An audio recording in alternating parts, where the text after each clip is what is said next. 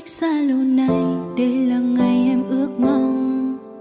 Suốt bao năm qua đã làm hai ta trông ngóng, cứ mong sao cho con đường ngày hôm nay ngắn đi nhiều, để em có thể về gặp anh sớm hơn. Nếu như anh đang lang thang cùng ai tối nay, giữ yên đôi tay chờ em đến với anh ấy. Người mà đang đứng trước anh là người đã nhớ anh rất nhiều. Từ nay đừng đi cùng ai khi không có em, vì em không thấy yên tâm để anh một mình lâu hơn. Sợ một ai đó đến bên anh lúc ta giận hơn. Sợ người anh cưới không phải em, sợ niềm tin chúng ta giá lạnh. Nếu như không cùng anh thì không ai nữa. Cuộc đời này ý nghĩa hơn khi ta từng ngày bên nhau. Dù cho xa cách vẫn thương nhau đến chẳng mãi đâu. Đừng buồn khi thấy em cứ ghen và lo giữ anh thôi, vì không giữ anh thì em mất anh rồi.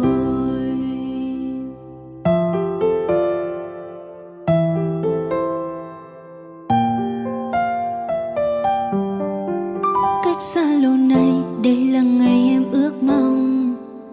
Suốt bao năm qua đã làm hai ta trông ngóng, cứ mong sao cho con đường ngày hôm nay ngắn đi nhiều, để em có thể về gặp anh sớm hơn. Nếu như anh đang lang thang cùng ai tối nay, giữ yên đôi tay chờ em đến với anh ấy. Người mà đang đứng trước anh là người đã nhớ anh rất nhiều.